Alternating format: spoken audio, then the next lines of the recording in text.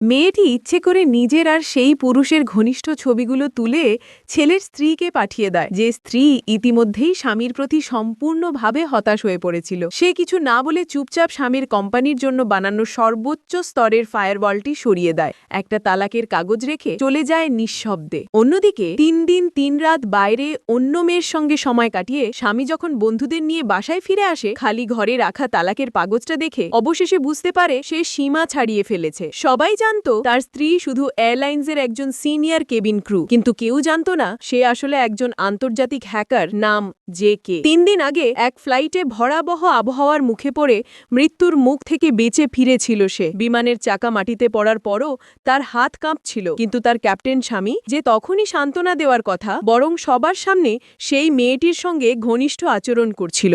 সবাই ভাবত সেই মেয়েটিই নাকি ভবিষ্যতের মেসেস, কিন্তু কেউ জানত না সে আর ক্যাপ্টেন ৩ বছর ধরে গোপনে বিবাহিত। তবু সে সম্পর্ক প্রকাশ করেনি, কারণ সে স্বামীর সঙ্গে নয়, নিজের অপমান প্রকাশ করতে চায়নি। এরপর সেই মেয়ে তার সামনে এসে অহংকার করে বলে, তুমি এই ফ্লাইটের প্রধান ক্রু, দুর্ঘটনার দায় তোমাকেই নিতে হবে। আর তার স্বামী, কোম্পানির মালিকের ছেলে, একটাও কথা বলেনি, নীরবে সব মেনে নিয়েছিল। সেই মুহূর্তেই স্ত্রী সিদ্ধান্ত নেয় এই পচা সম্পর্ক শেষ করে নিজের জীবন নতুন করে শুরু করবে। কিছুদিন পর তার নতুন কোম্পানিতে